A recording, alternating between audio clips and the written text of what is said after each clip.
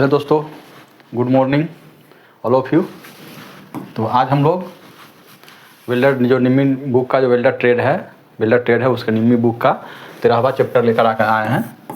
13 chapter आपके लिए लेके आए हैं। उसमें है basic electricity applicable to arc welding. यानी आर्क वेल्डिंग में जो बेसिक इलेक्ट्रिसिटी है जो अप्लीकेबल है, जो अप्लाई होता है इसमें, उसके बारे में हम लोग इसकी जानकारी लेंगे। 13वां चैप्टर आप इसको एक एक करके आप इसको ध्यानपूर्वक पढ़ेंगे और इसको पीडीएफ तो मिलेगा, ऐप पर पीडीएफ भी रहेगा, लेकिन फिर भी आप इसको एक छोटा सा नोट्स बना कर रखेंगे जिससे कि आपको एग्ज़ाम में सहायता हो, आसानी हो इसको रिवाइज करने के लिए। चलिए ठीक है, तो आगे देखते हैं।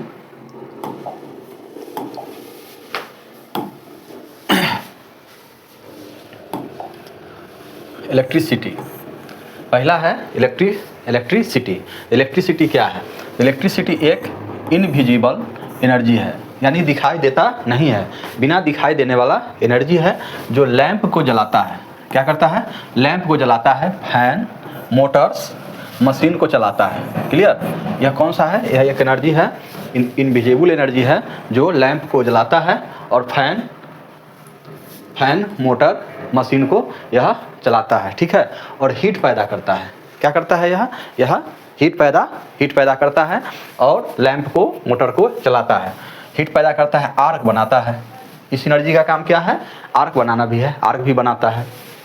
मटेरियल्स का इलेक्ट्रिकल रेसिस्टेंस चेक करना, यानी किसी भी मशीन, किसी भी जो रेजिस्टेंस है उसमें कितना रेजिस्टेंस, किसी मटेरियल में कितना रेजिस्टेंस है, वो रेजिस्टेंस कितना है, वह भी यह इलेक्ट्रिसिटी से ही चेक किया जाता है। जैसे काम कर सकती है, यानी जो इलेक्ट्रिसिटी है वह कौन कौन सा काम करती है उसके बारे में इसमें एक मोटा मोटी आपको जानकारी दिया गया। जो आप देख रहे हैं कि आपको तो ये सब तो जान करते थे, इसको जान रहे थे। हीट पैदा करता है, आर्क जो है वो बिल्डिंग के लिए काम आता है। मटेरियल्स के रेजिस्टेंस को भी चेक किया जाता है इससे, यानी कितना रेजिस्टेंस है, तो यह इसमें इसका काम यह होता है। नेक्स्ट आपको है कि इलेक्ट्रिसिटी के साथ खेलना डेंजरस होता है, यानी इसके साथ छेड़छाड़, मजाक नहीं करना चाहिए। इलेक्ट्रिसिटी से मजाक नहीं करना चाहिए क्योंकि यह आपको कभी भी जीवन को समाप्त कर सकता है। तो यह हो गया आपको इलेक्ट्रिक करंट क्या है? अब इलेक्ट्रिक करंट क्या है? तो इलेक्ट्रॉन्स का मोशन करंट कहलाता है। यानी इलेक्ट्रॉन्स के जो गति है, माने कि जब बहता है, इलेक्ट्रिक आता है तो उसमें क्या है? इलेक्ट्रॉन्स गति करती है। तो इलेक्ट्रॉन्स के जो गति करता है वह गति को ही करंट कहते हैं। इलेक्ट्रॉन्स जितना तेजी से बहेगा, गति करेगा, उतना कहीं करंट ज़्यादा है। क्लियर? अगर धीरे धीरे आता है तो करंट कम है। क्लियर ना? तो करंट जो है, इलेक्ट्रिक करंट किसको बोलेंगे? इलेक्ट्रिक करंट जो इलेक्ट्रॉन्स का मोशन है, इलेक्ट्रॉन्स का जो गति करता है, इलेक्ट्रॉन गति करता है। जैसे तार है, इस तार में जो इलेक्ट्रॉन जो गति करता है, ठीक है, तो वह गति कितनी स्पीड से करता है? क्लियर? कितने धीरे करता है? तो यह गति कौन कराता है? तो यह गति क्या कहलाता है? करंट कहलाता है। और यह करंट जो है, आप आगे भी देखेंगे, करंट कहलाता है। इलेक्ट्रॉन्स के फ्लो के रेट एम्पियर में मापा जाता है, एम्पियर्स में मापा जाता है। यानी आप जानते हैं करंट को किस में मापा जाता है? एम्पियर में मापा जाता है। तो ये भी आपको ख्याल रखना है कि एम्पियर में मापा जाता है। इसका मेजरिंग इंस्ट्रूमेंट कौन होता है? आमीटर या एम्पियर मीटर, इसका मेजरिंग इंस्ट्रूमेंट हो जाएगा। किसका? इलेक्ट्रिक करंट का। क्लियर? तो करंट जो है किसको बोलेंगे? इलेक्ट्रॉन्स के मोशन को करंट बोला जाएगा। ओके, नेक्स्ट इलेक्ट्रिक प्रेशर या वोल्टेज। देखिए, वोल्टेज किसको बोलते हैं? वोल्टेज, प्रेशर, जिसको वोल्टेज बोलिए, इलेक्ट्रिक प्रेशर बोलिए या वोल्टेज बोलिए। यह एक प्रेशर है जो इलेक्ट्रिक करंट को फ्लो करने के लिए मजबूर करता है।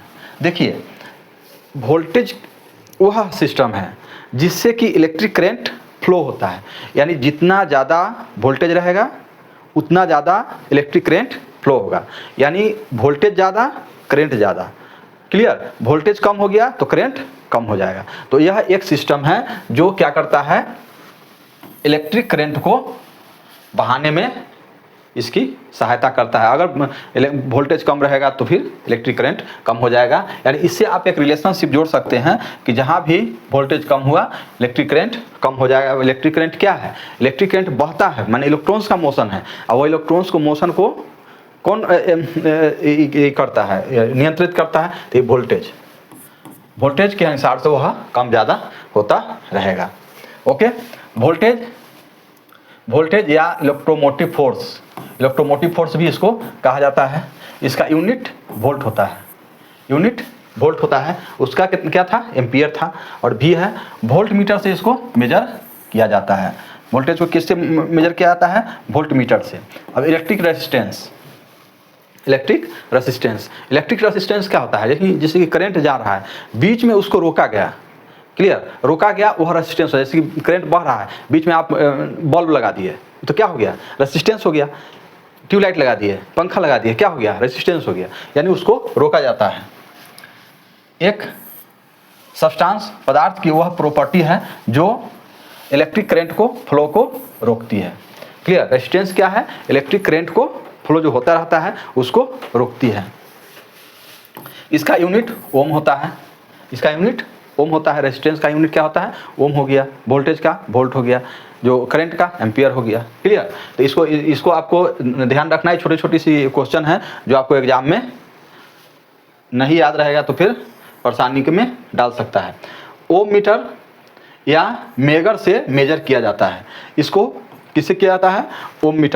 ओम मीटर या मेगर से इसको क्या है? मेजर किया जाता है। अगर लेंथ ज़्यादा हो तो रेजिस्टेंस ज़्यादा होगा। क्या होगा? रेजिस्टेंस। लेंथ ज़्यादा होगा तो रेजिस्टेंस ज़्यादा होगा। जैसे कि देखते हैं लंबा तार रहता है तो वह ज़्यादा अगर दूर तक ले जाते हैं, रेजिस्टेंस ज़्यादा हो जाएगा तो वहाँ पर आपको कम करंट पहुँचेगा। क्लियर, वोल्टेज कम पहुँचेगा, वह वोल्टेज कम हो जाएगा, वहाँ जाते जाते वोल्टेज कम हो जाता है। ठीक है, तो यह लेंथ अगर ज़्यादा होता है तो रेजिस्टेंस ज़्यादा हो जाएगा। डायमीटर ज़्यादा हो तो रेजिस्टेंस कम हो जाएगा। यानी इसको आपको ख्याल रखना है कि किसी भी वायर का अगर मोटाई बढ़ा देते हैं तो आपको करंट या वोल्टेज ज़्यादा मिलने लगता है, करंट ज़्यादा मिलने लगता है। क्लियर, अगर उसकी लंबाई बढ़ा देते हैं तो वह करंट कम हो जाती है। तो क्यों हो जाती है? क्योंकि रेजिस्टेंस ज़्यादा हो जाता है, और रेजिस्टेंस ज़्यादा होने के कारण यह ऐसा होता है। ओके, नेक्स्ट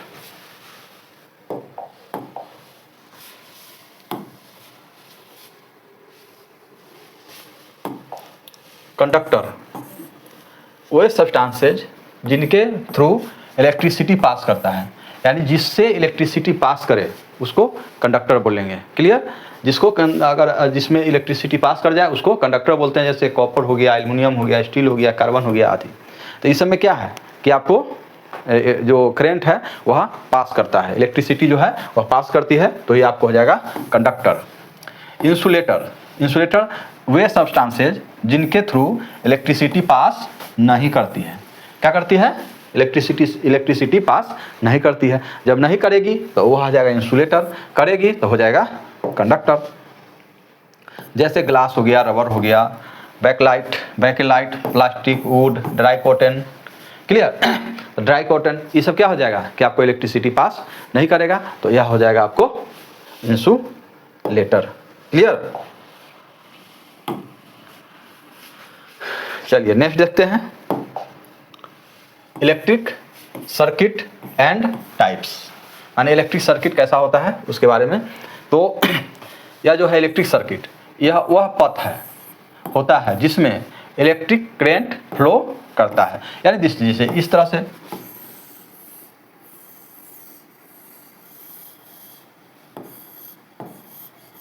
जैसे कि बल्ब लगा हुआ है, ठीक है, तो जैसे इलेक्ट्रिक करंट, जैसे कि हम यहाँ से करंट पास किया, यहाँ करंट हम दे दिए, इसको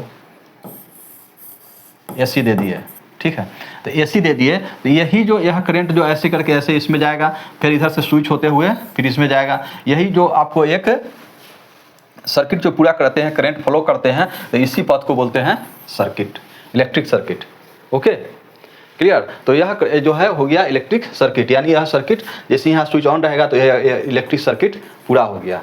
क्लियर। तो यह इलेक्ट्रिक सर्किट हो गया। हर इलेक्ट्रिक सर्किट में करंट होगा, रेजिस्टेंस होगा, वोल्टेज शामिल होता है। यानी इसमें जब तक वोल्टेज शामिल नहीं होगा इसको बहेगा कैसे करंट। वोल्टेज का क्या काम था कि जब ही वोल्टेज होगा तभी ये इसको करंट को बहाएगा, और बहाएगा जैसे ही करंट बहता है तो इसमें रेजिस्टेंस, इसमें भी रेजिस्टेंस होता है, इसमें भी ये तार जो है ना ये भी, इसमें भी रेजिस्टेंस होता है। क्लियर। तब ना वह उसको रोकता है, थोड़ा सा रोकता है, तब आके यहाँ पर आता है, यहाँ भी इसमें भी रेजिस्टेंस हो गया। क्लियर। तो रेजिस्टेंस हो गया। तो हर सर्किट में आपको वोल्टेज होगा, करंट होगा और रेजिस्टेंस होगा। ओके। नेक्स्ट,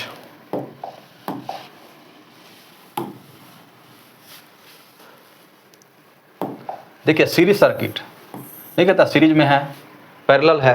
तो सीरीज सर्किट में देखिए रेजिस्टेंस एक के बाद एक जुड़ी होती है। देखिए रेजिस्टेंस जो है, देखिए रेजिस्टेंस एक हो गया, दूसरा हो गया, तीसरा हो गया, यानी लगातार ये जुड़ा हुआ है। ठीक है। यहाँ एसी सप्लाई हो गया, एसी सप्लाई हो गया, यहाँ से आया, यहाँ पर स्विच है, और रेजिस्टेंस जो है एक के बाद एक लगा हुआ है। तो यह करंट एक ही पथ में फ्लो करता है। क्लियर। करंट जो है एक ही पाथ में फॉलो करेगा, यहाँ से बढ़ेगा और ऐसे इसको जलाते हुए, इसको जलाते हुए, इसको जलाते हुए, फिर इस तरह से यहाँ स्विच रहेगा, यह स्विच से इसको सभी को काम, एक ही स्विच में सभी का काम चल जाएगा। तो यह हो जाएगा कौन, सीरीज सर्किट। सीरीज में जोड़ा गया है। तो सीरीज में जैसे कि आप देखिए दिवाली में जब भुकभुकिया जलता है वह सीरीज में लगा रहता है, एक ही स्विच से आपको सारा जल जाएगा। यानी जो भी देखिए, जहाँ भी ऐसा देखिएगा कि एक ही स्विच से आपको 2, 4, 5, 10 अगर बल्ब जल रहा है तो उसको क्या कहिएगा कि सीरीज में लगा हुआ है। क्लियर। मान के घर में जो स्विच रहता है वह किसका, पंखा का अलग, बल्ब का अलग, ट्यूबलाइट का अलग, तो सबका अलग रहता है। तो क्या वो सीरीज हुआ? नहीं, वह सीरीज में नहीं होगा। सीरीज में वैसा होता है जहाँ पर आपको एक ही बार में सारा को जलाना होता है। जैसे कि अगर कहीं कट गया, यहाँ पर खराब हो गया, तो इधर के टोटल बंद हो जाएगा। क्लियर। इधर के टोटल ऑफ हो जाएगा। चलिए नेक्स्ट चलते हैं। Parallel circuit. पैरेलल सर्किट में क्या है, रेजिस्टेंस साइड बाय साइड जुड़ी होती है और दोनों एंड सेम सोर्स से जुड़ा होता है। देखिए साइड बाय साइड होता है। देखिए साइड बाय साइड, देखिए यहाँ पर एक लगा हुआ है, यहाँ लगा हुआ है, यहाँ लगा हुआ है, यहाँ से आया करंट, इसमें जाएगा, इसमें जाएगा, इसमें जाएगा, इधर से भी ऐसे आएगा, ऐसे आएगा, ऐसे आएगा, ऐसे आएगा, और सभी में यहाँ स्विच लगा हुआ है। ठीक है, सभी में स्विच लगा हुआ है।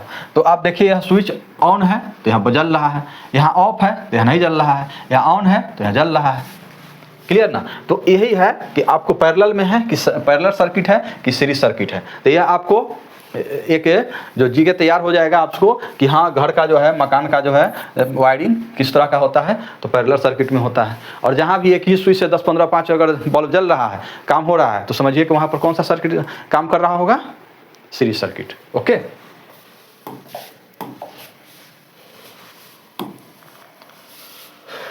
Alternating current.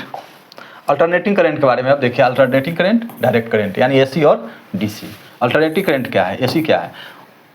यह वह करंट है जिसका डायरेक्शन और मैग्नीट्यूड बार बार बदलता है, जैसे 50 टाइम्स पर सेकेंड। इसे फ्रीक्वेंसी कहते हैं, यूनिट होता है हर्ट्ज। देखिए जब आपको यह एसी चल रहा है, एसी है यहाँ, ठीक है, तो आप तो जानते हैं कि हर चीज़ में हर 2 पोल होता है, पॉजिटिव निगेटिव। क्लियर। तो जैसे पॉजिटिव निगेटिव होता है तो यहाँ से पॉजिटिव है, यह निगेटिव हो गया, तो यह आके यहाँ पर मिलता है। कहीं भी अगर बल्ब रहता है, कहीं जलता है तो आके मिलता है। एसी में क्या होता है कि यह 1 सेकेंड में 50 बार, 1 सेकेंड में 50 बार, यह 50 बार यह पॉजिटिव हुआ, फिर निगेटिव हो जाएगा, फिर पॉजिटिव होगा, फिर निगेटिव हो जाएगा, फिर पॉजिटिव हो जाएगा, निगेटिव हो जाएगा। यानी 1 सेकेंड में 50 बार यह पोल जो है चेंज होता है, यह भी पोल चेंज होता है।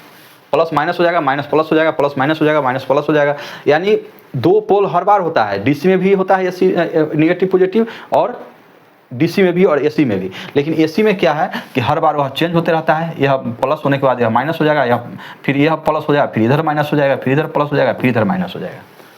क्लियर। तो इस तरह से यह डायरेक्शन जो है 1 सेकेंड में 50 बार, ठीक है, 50 टाइम पर सेकेंड जो है यह चेंज होता है, जिसके कारण जिसका ज़्यादा फ्रीक्वेंसी होगा, फ्रीक्वेंसी ज़्यादा होगा, वह करंट उतना स्टेबिलिटी ज़्यादा होगा। तो 50 टाइम इसका फ्रीक्वेंसी है, जिसको यूनिट हर्ट्ज में मापा जाता है। अच्छा, डायरेक्ट करंट में देखिए, यह वह करंट है जो हमेशा एक ही डायरेक्शन में फ्लो करता है, जैसे निगेटिव से पॉजिटिव। इलेक्ट्रॉनिक डायरेक्शन में क्या होता है कि निगेटिव से पॉजिटिव में जाता है, जैसे कि यहाँ पर निगेटिव है, पॉजिटिव है, तो क्या होता है, तो इलेक्ट्रॉनिक्स डायरेक्शन जो है इसमें क्या करता है, निगेटिव से पॉजिटिव में हमेशा बहते रहता है। इससे निगेटिव हो गया, ये पॉजिटिव हो गया, तो यह जो है ऐसे इस डायरेक्शन में हमेशा चलते रहता है, यानी यह निगेटिव से पॉजिटिव की ओर अपना ऐसी ही डायरेक्शन में बहते रहेगा। यह हो गया आपको डीसी। क्लियर। नेक्स्ट,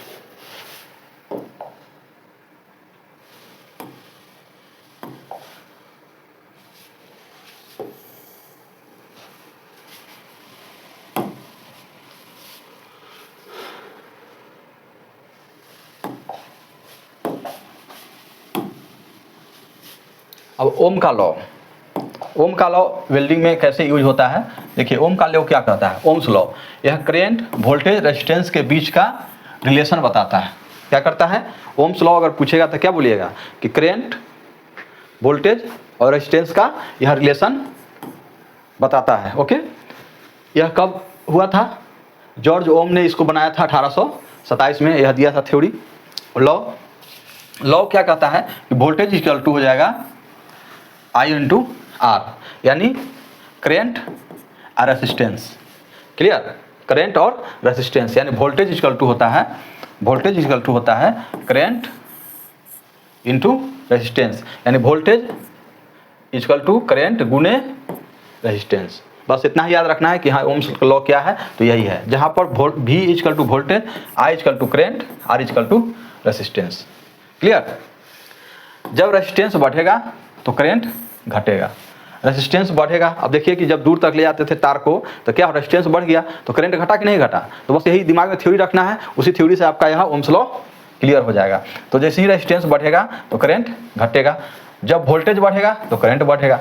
अब वोल्टेज बढ़ेगा, देखिए वोल्टेज का क्या काम है, करंट को चलाना, इलेक्ट्रॉन्स को मोशन करना, तो मोशन जितना वोल्टेज रहेगा उतना वो मोशन करेगा, वोल्टेज नहीं रहेगा मोशन कम हो जाएगा।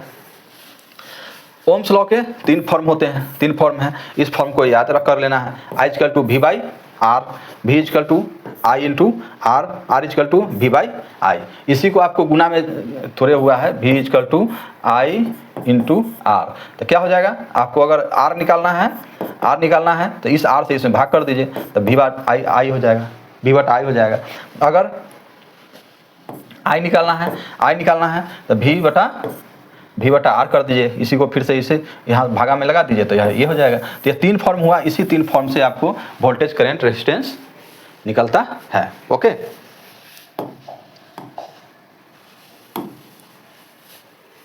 चलिए ओपन सर्किट वोल्टेज और आर्क वोल्टेज, इसके बारे में देखिए। ओपन सर्किट वोल्टेज क्या है, वेल्डिंग में हम लोगों को काम आता है open circuit voltage. Okay, welding machine on करने के बाद जब आर्क नहीं बन रहा है, माने वेल्डिंग ऑन कर दिए, वेल्डिंग मशीन ऑन कर दीजिए, लेकिन आर्क नहीं बन रहा है, इलेक्ट्रोड टिप और बेस मेटल के बीच जो वोल्टेज होता है उसे ओपन सर्किट वोल्टेज कहते हैं। जब यह आर्क नहीं बन रहा होता है तब इसका कितना वोल्टेज रहता है, 60 से लेके 110। यह जो है जब यह नहीं चलते रहता है, देखिए यहाँ पर आर्क नहीं बन रहा है, तो आर्क नहीं बन रहा है तभी इसको बोल देंगे ओपन सर्किट वोल्टेज, यानी कितना पर वो मशीन स्टार्ट कर दिया, सेट किए हुए हैं, तो ये ओपन सर्किट वोल्टेज हो गया। ओके, यह आपको 60 से 110 होता है। अब देखिए आर्क वोल्टेज, एक ओपन सर्किट वोल्टेज था, आर्क वोल्टेज यानी क्लोज सर्किट वोल्टेज इसको बोल सकते हैं, आर्क वोल्टेज। अगर आर्क बन गया है तब जो वोल्टेज होता है उसे आर्क वोल्टेज कहते हैं। यह 18 से 55 वोल्ट होता है। जैसे ही अगर यह इसका यहाँ आर्क बने तो इसका वोल्टेज क्या होगा, रिड्यूस हो जाएगा, कम हो जाएगा। कम होकर कितना हो जाता है, 18 से 55। और ओपन में कितना था, 60 से 110। तो इसी को बोलेंगे close circuit voltage, open circuit voltage. इसको बोलेंगे क्लोज सर्किट वोल्टेज या आर्क वोल्टेज, दोनों एक ही हुआ, क्लोज सर्किट वोल्टेज या आर्क वोल्टेज। ओके, चलिए नेक्स्ट देखते हैं।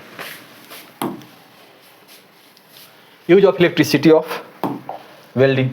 Electricity, use of electricity in welding. Welding में इलेक्ट्रिसिटी का क्या काम होता है? क्या काम होता है? तो काम क्या होता है? इलेक्ट्रोड और मेटल के बीच हाई टेम्परेचर, जिसे 4500 डिग्री सेल्सियस आर्क से बनाया जाता है। क्या होता है? इलेक्ट्रोड और मेटल के बीच जो है हाई टेम्परेचर बनाया जाता है। किससे? इसी इलेक्ट्रिसिटी के द्वारा। मेटल को रेड हॉट कंडीशन तक हीट करके हाई करंट लगाकर प्रेशर अप्लाई किया जाता है। करंट के हीट से मेटल मेल्ट किया जाता है। तो क्या हो जाएगा? तो इसमें रेड हॉट किया जाता है। मेटल को रेड हॉट कर सकते हैं, इलेक्ट्रिक के द्वारा मेटल को रेड हॉट कर सकते हैं। रेड हॉट करने के बाद यह हाई करंट को लगा करके हाई करंट बढ़ा देते हैं। करंट बढ़ा करके प्रेशर क्या हो गया? अप्लाई किया जाता है और उसी के हिसाब से मेटल को काट भी देते हैं। मेटल मेल्ट हो जाता है, उसको काट भी देते हैं। क्लियर? मेटल काट भी देते हैं। इलेक्ट्रॉन बीम से ज्वाइंट को मेल्ट किया जाता है। इलेक्ट्रॉन बीम मार करके वो ज्वाइंट को वेल्डिंग भी किया जाता है, ये इलेक्ट्रिसिटी से। हर वेल्डिंग मेथड में इलेक्ट्रिसिटी एनर्जी को हीट एनर्जी में कन्वर्ट करता है। क्या करता है यह क्या करता है कि यह वेल्डिंग मेथड में इलेक्ट्रिक एनर्जी को किस में? हीट एनर्जी में कन्वर्ट करता है। ओके, तो यह सारे थे आपको इलेक्ट्रिक के टर्म्स, छोटे छोटे टर्म्स थे, छोटी छोटी जानकारियाँ थी जिसको आपको जानना जरूरी था। Thank you. इसको आप लोग एक एक करके पढ़ते जाइए, नोट्स भी बनाइए, छोटा छोटा नोट्स बनाते जाइए। और यह जो है आपको निम्मी बुक जो है, जिसको आप इंग्लिश में रहता है, जिसको पढ़ने में परेशानी होती है, तो इसको आपको एक हिंदी टर्म में छोटा सा करके आपको बताया जा रहा है। Okay, bye, thank you.